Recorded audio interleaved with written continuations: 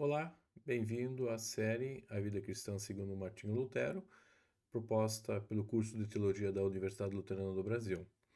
Eu sou o professor Clóvis Jair Prunzel e tenho a grata satisfação de compartilhar contigo uma proposta de traduzir as ideias de Lutero para o século XXI a partir de suas obras. Nesse vídeo, nós vamos conversar sobre um padrão de excelência segundo Lutero a partir da sua obra, dos seus comentários, dos seus sermões, produzidas na carta de 1 Pedro. Nós vamos destacar alguns elementos importantes que Lutero descobriu ao ler essa carta e também que ajudaram ele a fomentar e a fundamentar sua produção teológica e também a sua herança que nos pode trazer hoje. Lutero produziu a série de comentários sobre 1 Pedro no ano de 1522. Nós podemos lembrar de Lutero como reformador em 1517, com as 95 teses, depois em 1518, com o debate de Heidelberg, por exemplo, ou outros documentos importantes, até chegarmos no ano de 1520, onde ele produziu uma série de escritos que são considerados assim pilares na reflexão teológica de Lutero para a Reforma.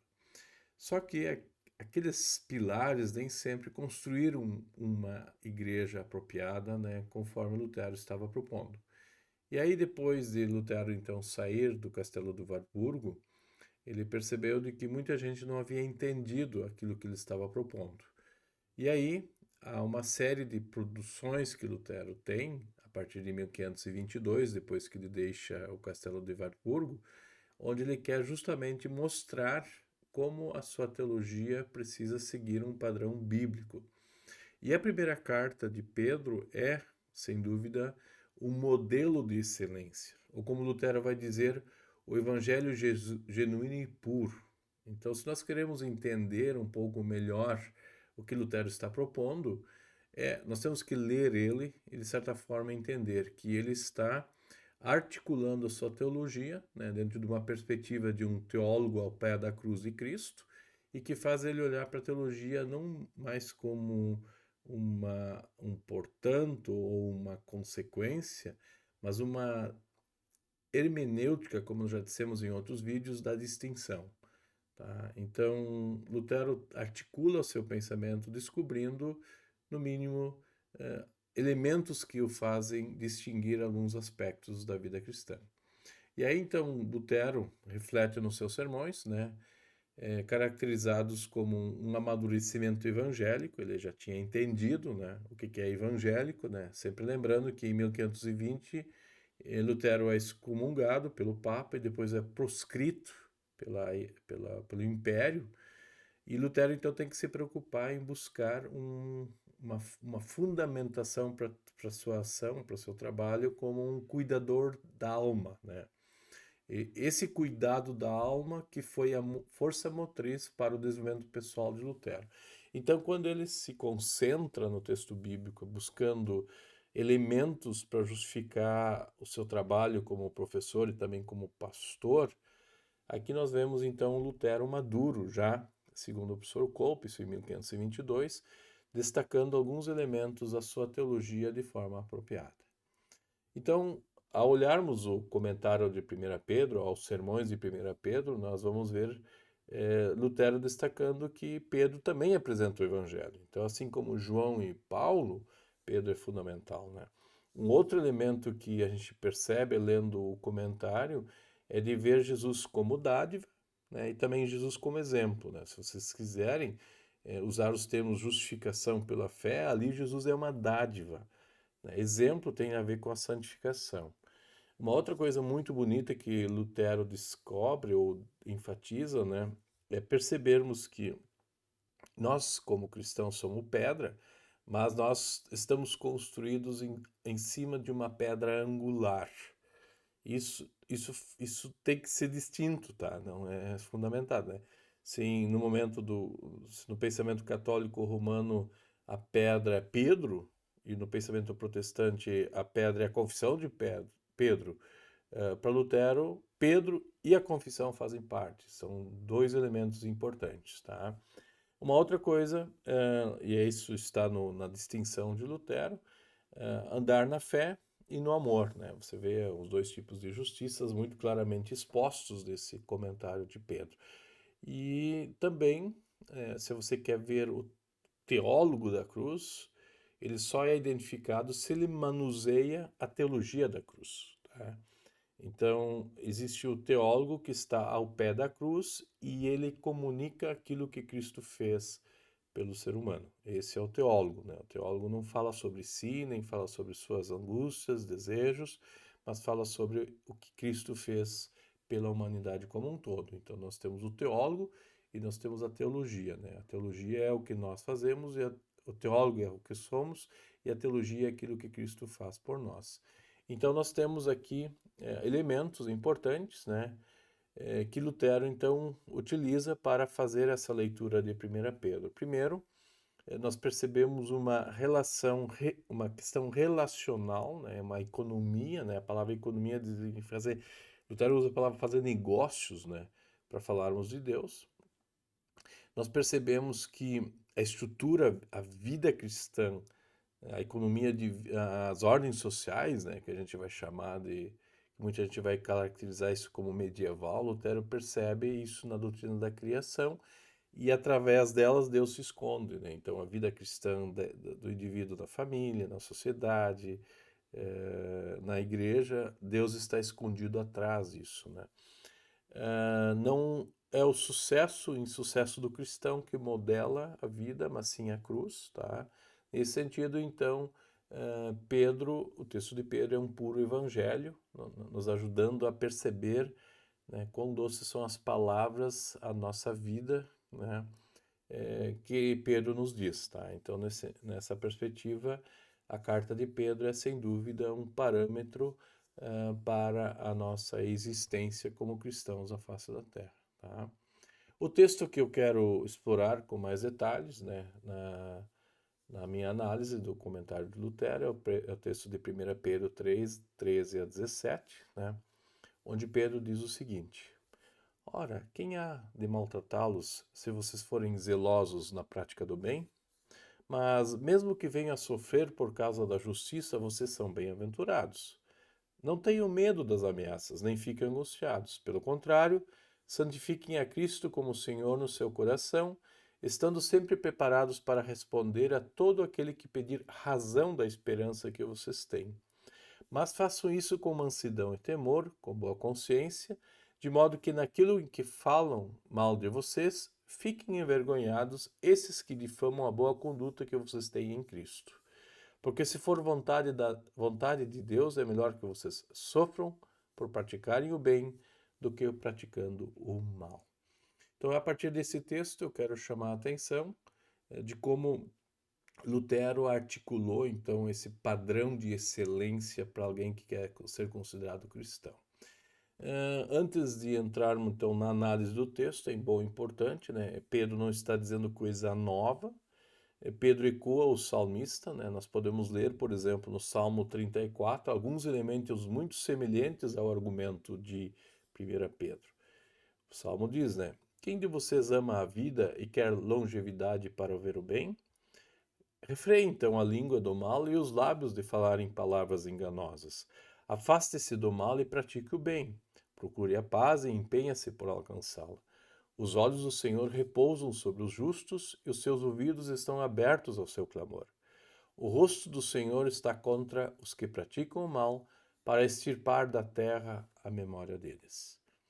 Bom, vamos dar uma olhada então como Lutero ele entendeu o texto e como esse texto pode nos ajudar, tá? Nós poderemos ver que o assunto principal de Pedro é sofrimento. E sofrimento não é bem visto entre nós, né? Aliás, nós estamos diante de uma passagem bíblica que parece ser contraditória, né? Nós vamos perceber isso, né? De repente, nós estamos no auge de manusear bem dores, né? Causas sociais, libertação, né? Isso também aconteceu no século XVI, quando as pessoas entenderam Lutero, que Lutero estava autorizando eles a fazer bem o que ele estava entendendo, como, por exemplo, Karlstadt, com o movimento iconoclasta derrubando, querendo reformar a igreja à força. ou como os camponeses lutando contra os senhores feudais. Então, esse tipo de estrutura a gente vê no século XVI, que ecoa um pouquinho das ideias de Lutero, tá? Mas o argumento de Pedro é um pouco diferente. E vocês vão notar que Lutero não é aquele reformador que muita gente pensa que deveria ser, né? Aquele que derruba as coisas, que quer fazer tudo novo. Pedro começa dizendo assim: quem há de maltratar vocês se forem zelosos na prática do bem? Ao que Pedro está se referindo, Lutero percebeu que o primeiro elemento de um certo padrão para a vida cristã não começa com a gente, mas começa com uma relação que os cristãos e os não cristãos têm, tá? Uma das coisas que Lutero descobriu é perceber de que não há um eu e um nós e os outros, tá? Os cristãos e os não cristãos. Obviamente que alguém outro vai diferenciar o cristão do não cristão, que é Jesus Cristo e o Espírito Santo. Mas à luz da criação, nós todos somos iguais, né? O que é a prática do bem a que Pedro se refere? Né? Pedro se refere, né, se nós olharmos um pouco antes desse texto, e vocês podem ler lá, eu destaco que vocês podem ler, a passagem de 1 Pedro 2, dos versículos 11 até o capítulo 3, versículo 9, onde Pedro simplesmente descreve que, à luz dos olhos, os cristãos e os não cristãos são iguais, e não há por que serem diferentes. E por isso não há medo, né? Não há razão para temer.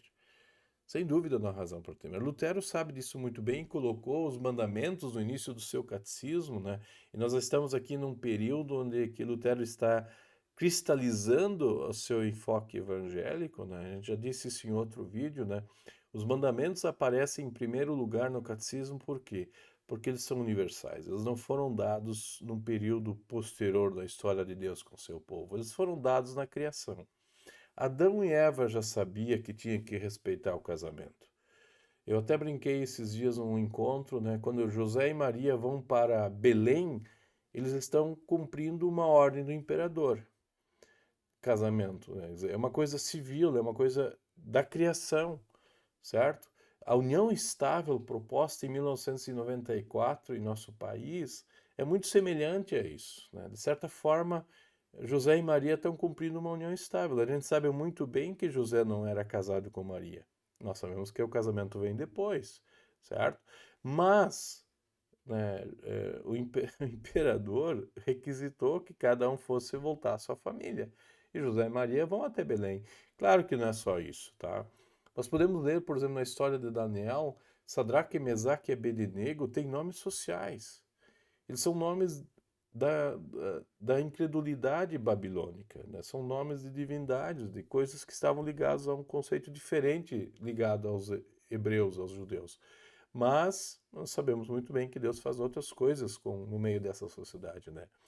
O apóstolo Paulo, quando escreve a Filemão, por exemplo, ele fala de leis de trabalho, né? Ele pede para Filemão tratar Onésimo como se fosse um empregado, mas que tivesse dignidade na sua relação. Obviamente que Paulo vai mais longe e diz que eles são irmãos em Cristo, tá? Nós temos recentemente uma lei geral de proteção de dados. Lutero percebeu de que nós deveríamos interpretar tudo da melhor maneira e não falar mal do próximo, né? O oitavo mandamento mostra isso. Então, dentro desse primeiro texto, quando a gente olha para o comentário de Lutero, a gente vê que nós devemos tratar todo mundo igual, né? E nós cristãos que conhecemos a vontade de Deus desde a criação, né, vamos fazer o quê? Tá? Lutero escreve na explicação do oitavo mandamento: não dirás falso testemunho contra o teu próximo. Diz ele: devemos temer e amar a Deus e, portanto, não mentir com falsidade, caluniar ou difamar o próximo. Nós devemos desculpá-lo, falar bem dele e interpretar tudo da melhor maneira. Por isso, assim como Pedro, Lutero vai dizer: não temam. Vocês vivem como os próximos e vocês não vão sofrer. Por quê? Porque vocês são iguais, né? Então isso é importante perceber. Lutero, como bom leitor da Bíblia, vai dizer que o cristão não tem um ethos diferente, uma ética diferente do não cristão. Eles são iguais à luz dos olhos, tá? Isso é muito bonito porque isso nos coloca em contato com o mundo todo. Aliás, os cristãos do primeiro século, e na época de Pedro, é mais ou menos lá pelo ano 60, quando Pedro escreve, eles não estavam sofrendo perseguição pelo imperador, tá? Mas nós vamos ver isso na sequência. Ah, Aí nós temos o texto que segue. Mas, mesmo que venham a sofrer por causa da justiça, vocês são bem-aventurados. Não tenham medo das ameaças, nem fiquem angustiados. Bom, é, nós sabemos que a vontade de Deus não é praticada assim perfeitamente entre os seres humanos, nem entre nós, cristãos, e nem também entre os não cristãos. Por isso, Lutero captou um elemento, né, de grito, de clamor, tá? Baseado nos próprios mandamentos. Os mandamentos que foram dados no coração do homem lá na criação voltam então quando alguém precisa gritar, reconhecendo que aquela vontade original de Deus não é mais vivida, né? Quando Lutero percebeu na explicação do Pai Nosso, que é colocado logo após o terceiro artigo do Credo, da ação do Espírito Santo, então os filhos amados vão gritar: Pai, essa vontade que você deu na criação, ela não existe. Então, nós que somos bem-aventurados, nós que temos a ação do Espírito Santo em nossa vida, tá? Nós clamamos por justiça, né? Porque nós conhecemos a justiça, mas não fiquem angustiados. Se nós olharmos para as petições do Pai Nosso explicadas por Lutero, nós vamos perceber muito bem o que Pedro está chamando a atenção aqui. Essa bem-aventurança ecoa aquilo que Jesus diz lá no Sermão do Monte. Bem-aventurado ou feliz, então, é aquele que percebe a ação de Deus no meio, às vezes, da injustiça, tá? Os céus está no meio. É tipo uma bênção que às vezes não percebemos agora, mas está em perspectiva, né? Então, ecoando Isaías, Pedro já tinha dito: não tenham medo das ameaças, nem fiquem angustiados, tá? Por quê? Mesmo, né, mesmo que alguém force a gente a fazer coisas que a gente não quer, a gente sabe muito bem que a vontade de Deus é maior, né? Então Lutero até escreve no seu hino Castelo Forte, né? Se vierem roubar os bens vidiolar, que tudo se vá, né? O proveito não lhes há, pois o céu é a nossa herança, né? Então estamos aqui diante de uma situação onde o Espírito Santo nos coloca em perspectiva até de eternidade, né? Nós sabemos muito bem que a pátria que nós temos não é esta, é a pátria celeste. A pátria celeste é lá onde Jesus está, né? Nesse sentido, os mandamentos voltam no Pai Nosso como grito de alguém que gostaria de ter justiça, mas nem sempre a tem, né? Então, não tenham medo se nós formos ameaçados e não nem nos angustiar, porque nós temos aonde nos agarrar, né? Isso Lutero viu muito bem, então, na sua explicação do Pai Nosso, onde a gente pode, de fato, olhar para a vontade de Deus e viver essa vontade, pelo menos em perspectiva de eternidade, tá? O texto segue, pelo contrário, santifiquem a Cristo como Senhor no seu coração, estando sempre preparados para responder a todo aquele que pedir razão da esperança que vocês têm. Então, em vez dos cristãos temerem, né, eles santificam a Cristo, né, no seu coração e estão preparados para responder. Aqui é uma coisa muito interessante, que Lutero captou muito bem. Então, antes de nós pegarmos em armas e lutarmos pelos nossos direitos e defendermos os nossos direitos, Lutero percebeu que a nossa santidade não é nossa, ela é de Cristo. E aí isso ecoa também uma parte muito importante. E essa é de fato a igreja. A igreja não é uma estrutura, não é um local. Lutero percebeu que a igreja são aqueles que ouvem a voz do bom pastor e que ganham a santidade do bom pastor, que é Jesus Cristo, né? Santificar a Cristo, em outras palavras, não é nada mais do que deixar Cristo ser Cristo na nossa vida. E Lutero disse: não, isso acontece quando, por exemplo, nós somos batizados. Não sou eu que estou me batizando. Cristo está dizendo para mim que eu sou um filho dele. Aliás, eu entro no batismo no reino de Cristo, tá? O reino de Deus vem até nós sem a nossa prece, mas suplicamos que ele se faça presente entre nós. Então, esse versículo aqui está nos recorrendo a uma identidade cristã que está fora de nós, tá? E isso acontece por quê? Porque nós recebemos Cristo. Cristo vem ao nosso encontro no batismo. quando usamos os mesmos mandamentos para nos mostrar que nós não somos santos, só Cristo é santo, né? Então, na confissão e na absolvição, que pecados nós confessamos? Na igreja medieval, você confessava pecados para ganhar, satisfazê-lo, pagar por ele. E aí, de repente, Lutero vai descobrir, não, os mandamentos nos mostram que é impossível. Cristo precisa salvar o nosso. Então, a justiça de Cristo ela se dá no batismo, na confissão e absolvição e na participação da ceia. Da ceia, Cristo está se dando, Cristo está entrando em nós, Cristo está nos dando o remédio, inclusive, da imortalidade. Se o pecado nos leva à morte, a obra de Cristo nos torna imortais. Nesse sentido, o santificar a Cristo tem a ver com o conceito próprio de igreja, que são aqueles que estão unidos por Cristo e não unidos por um interesse igual. Né? Comunhão, biblicamente falando, é Cristo com a gente e não nós entre nós. Né? Então, nesse sentido, a teologia de Lutero entendeu esse versículo. Ele nos ajuda muito a olhar para fora de nós, mas em nosso favor. Né? Cristo é a nossa santidade. Aqui nós temos uma coisa muito bonita que Lutero comenta no seu texto de 1 Pedro, que é: eu, como mendigo, mostro para outro mendigo onde há um pão. Né? Lutero está se referindo à ceia. O melhor testemunho de dizer que eu sou o maior dos mendigos é participar da ceia.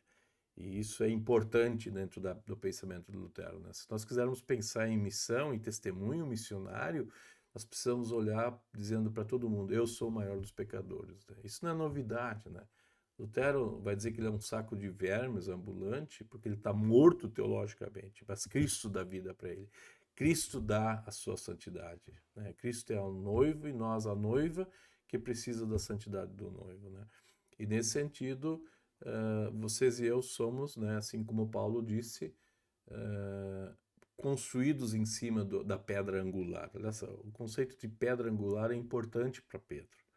E Cristo é a pedra angular, nós somos a pedra, ou sacerdotes, ou nação santa, eleita. A eleição não ocorre em nós.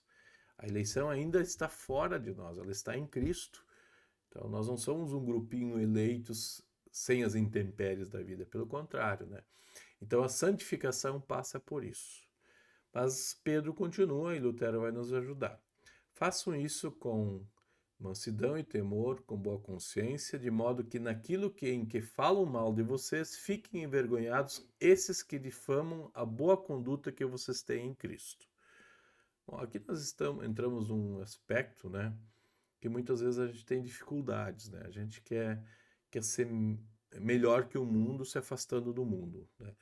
Pelo contrário, o mundo deveria olhar para nós como sendo iguais, tá? Até chamar a atenção, né? Por exemplo, será que as igrejas valorizam os seus funcionários, seus obreiros, seus funcionários que trabalham, né?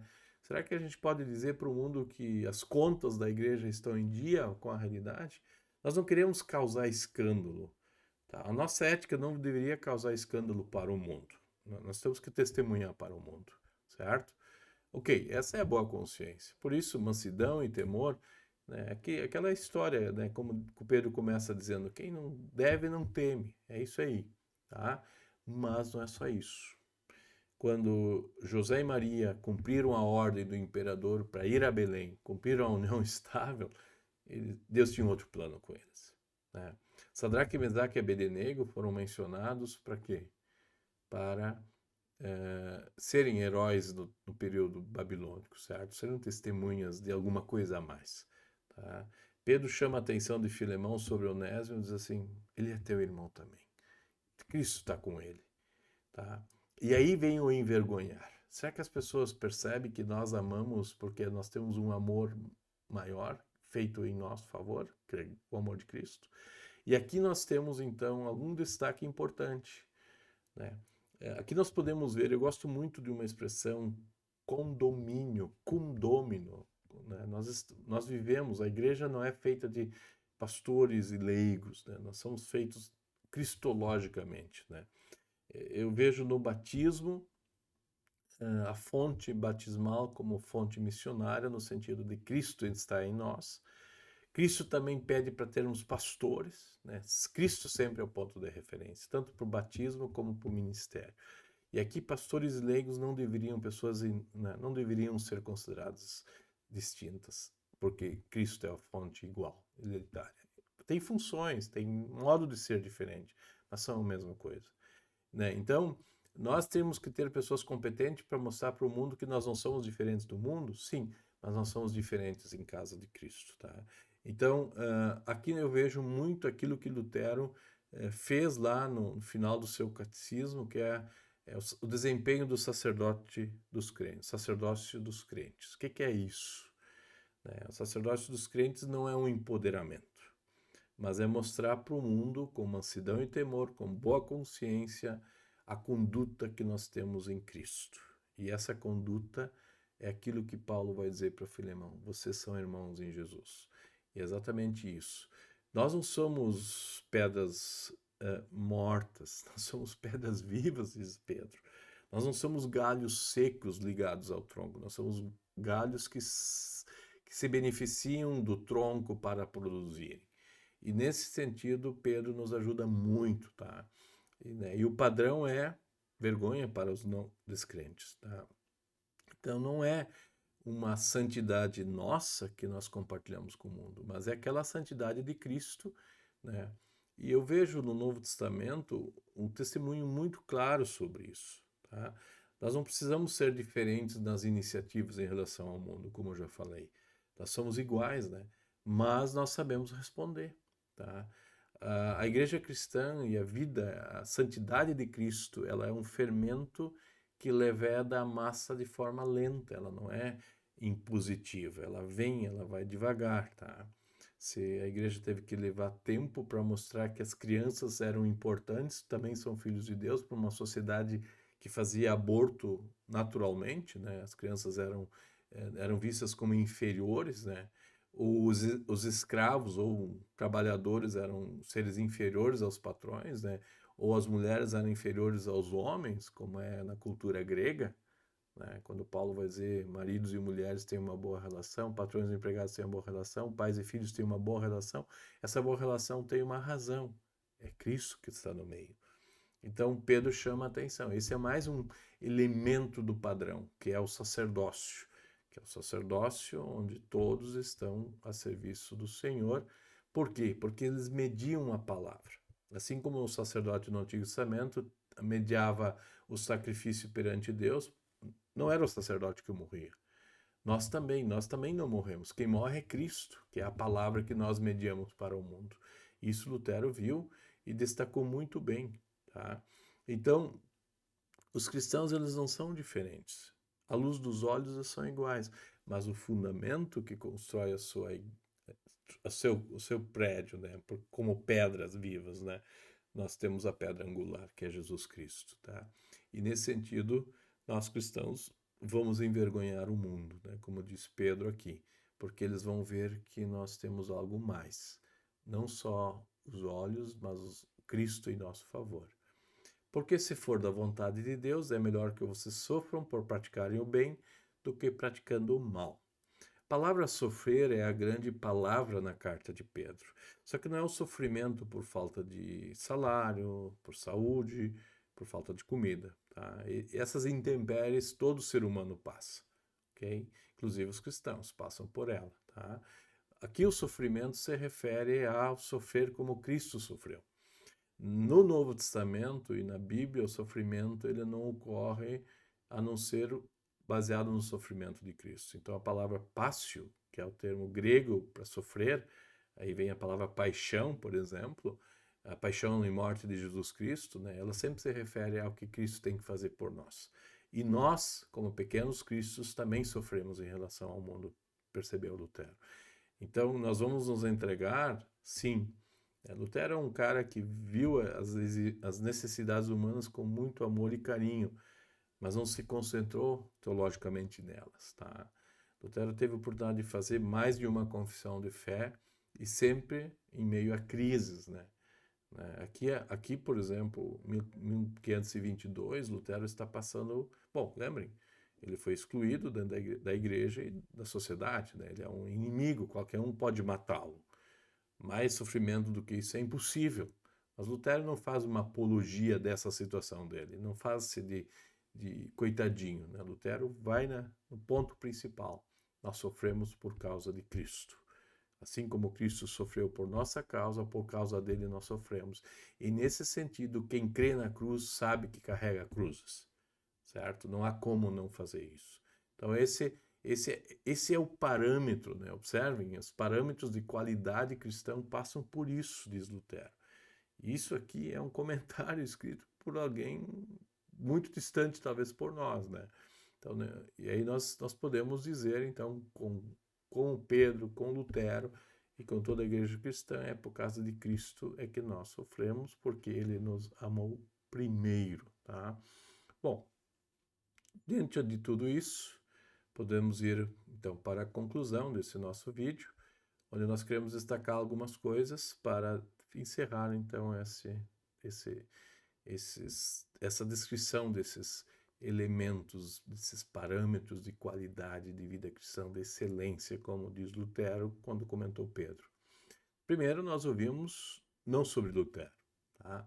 A questão não é Lutero, a questão ainda é Cristo e sua obra em nosso favor, certo? Então essa é a teologia da cruz, nós somos teólogos da cruz, nós falamos a mesma coisa, aquilo que nós aprendemos lá da cruz de Cristo, tá?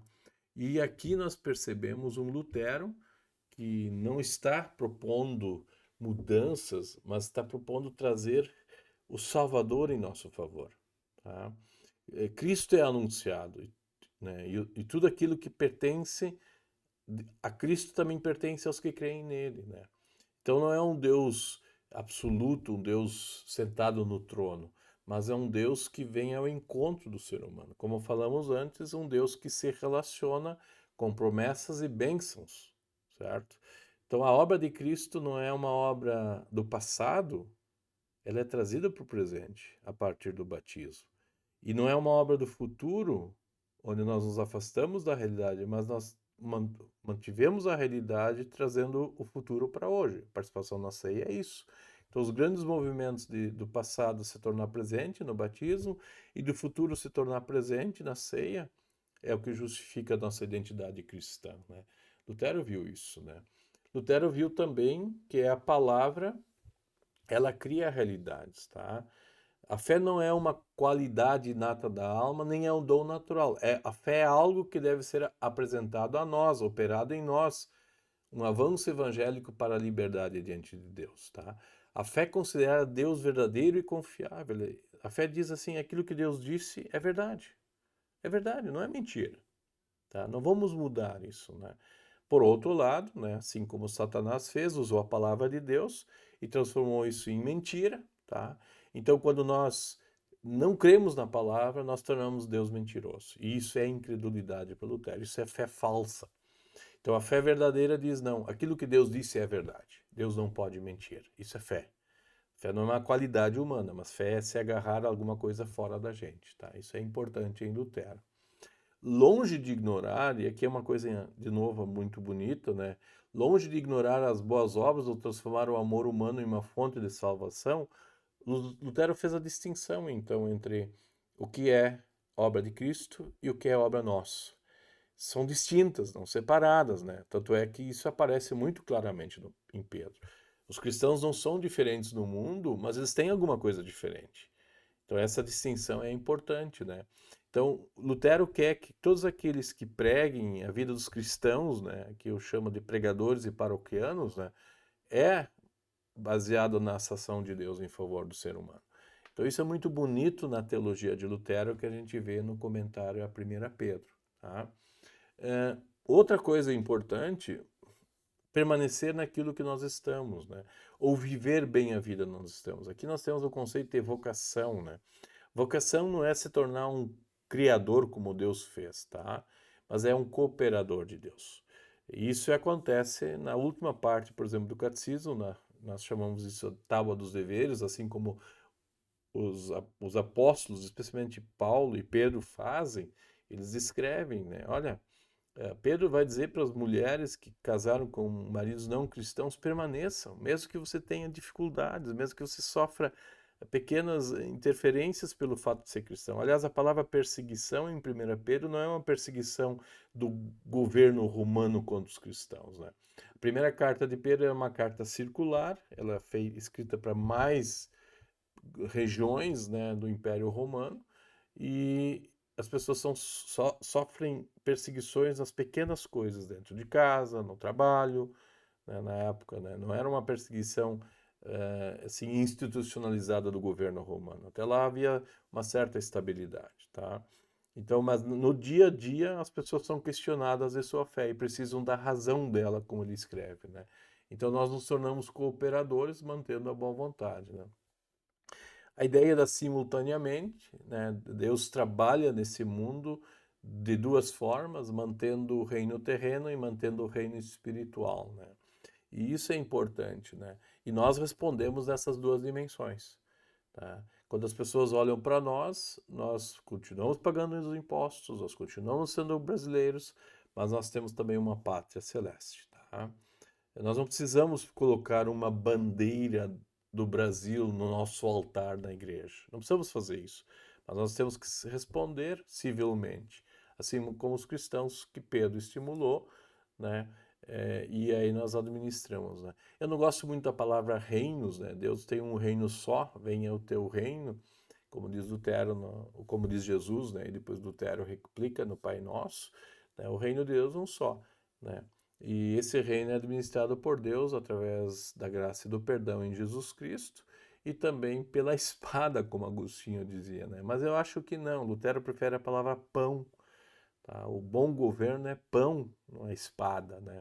Agostinho vai fazer a distinção de controle, né? Lutero vai dizer, não, um bom governo é o que Deus quer, né? Se vocês olharem para a quarta petição do Pai Nosso, vocês vão ver isso, né? E isso é muito importante, né? Olhar, então, se por um lado o reino espiritual é Cristo, a dádiva, nós precisamos lutar por isso, né? Um pão que eu falei antes, né? Como mendigos nós mostramos para o pão celeste, mas por outro lado, na mão esquerda nós temos o pão diário, né? Isso é importante também para o pensamento. Essa distinção, é distinção, não separação, tá? Lutero, então, a gente vê nesses sermões um empreendimento muito grande de deixar a palavra de Deus ser a autoridade. Não, Lutero não tem autoridade, tá? A autoridade não está nas pessoas. As pessoas não têm autoridade, a palavra tem autoridade, tá? Então, quando Deus fala, as coisas existem, mas eu posso dizer não, né? Então, a realidade é criada pela palavra, tá? Quando Deus diz, a coisa acontece. Quando alguém vem e diz, não, isso é mentira, bom, aí é a incredulidade, é a heresia, tá? Então, ao falar, Deus criou todas as coisas e trabalhou através da palavra. Isso é muito importante para Lutero e acho que é importante para nós também. Nós que queremos ser teólogos e queremos manusear a palavra de Deus, precisamos estar conscientes desta tarefa de manusear a palavra de Deus de forma eficiente para que ela seja a autoridade entre nós. Dessa forma, os sermões então de 1 Pedro, eles soavam como bem-aventurança ou boas novas para os seus ouvintes, tá? E nesse sentido, Lutero vai dizer: faça o teu esforço, só não poupe a palavra. Concentre-se, né? Trabalhe a palavra de Deus de forma possível. E esse é o exemplo que a gente vê aqui. Se a gente quer entender bem a reforma e trazer a reforma para os dias de hoje, traga a palavra para o ambiente. Traga a palavra para ela poder fazer sua obra própria. Traga essa palavra que é o Deus encarnado, Jesus Cristo, e aquela palavra colocada na criação, para que a gente possa evidenciar isso. Vejam, o exercício que nós fizemos parte da criação, os mandamentos colocados no coração do homem, que são repetidos na oração do Pai Nosso, que são usados para nos identificar dentro da igreja como dependentes da santidade de Cristo e que retornam na agenda da igreja, na vocação e no sacerdócio. Então é a mesma palavra de Deus, né? Se você quiser, os mesmos mandamentos. E eles permeiam toda a vida da gente. Tá? É porque é a palavra que Deus criou desde o início e que permanece eternamente. Essa é a palavra de Deus. Aqui no final eu gostaria de destacar: os sermões de 1 Pedro não estão em português, eles estão no volume 30 das obras selecionadas em inglês, da Luther Works, mas aqui nós temos alguns trabalhos que nos ajudam a entender isso que eu acabei falando para vocês, né? O Padrão de Excelência, que é um texto recente de Dennis Nigan, gosto muito desse autor, tá? Ele publicou agora no final de setembro um texto onde ele analisa, ele amplia essas questões que eu trouxe para vocês. Cope Arendt, na Genialidade da Teologia de Lutero, um texto fantástico, onde nós podemos olhar Lutero para o século XXI. O Cope, que fez Martinho Lutero e a Palavra de Deus que Permanece, tá? Uma análise do uso da Bíblia por Lutero, é muito interessante esse texto. E a Oxford publicou um guia, um handbook, né? um livro de mão para ler a teologia de Lutero, né? Então, Cope, Dingel e Batka são os editores, né, desse volume enorme, com várias páginas, né, com vários autores, inclusive são artigos, né? Então, são vários assuntos ali que valem a pena a gente ter em evidência para a gente ampliar o tópico e conhecer melhor sobre o que Lutero está propondo, então, como um bom exegeta, né? Um bom professor universitário e um bom pregador, né? Aliás, as duas coisas andam juntos, isso é metodologia, isso é forma de fazer as coisas. Se nós não formos bons acadêmicos, nós não conseguimos trazer isso para dentro da realidade, certo? Bom, aqui você tem o meu contato da coordenação, os contatos do curso, e se você quiser nos acompanhar melhor, né, dentro dessa caminhada acadêmica que a gente teve. Encerramos desta forma mais um vídeo sobre a vida cristã segundo Martinho Lutero, proposto pelo curso de Teologia da UBRA, com o objetivo de traduzir Lutero para o século XXI. Espero que tenha tido um bom proveito, e se você está disposto, tem mais vídeos da série que você pode acompanhar na playlist do curso. Um grande abraço e até qualquer momento.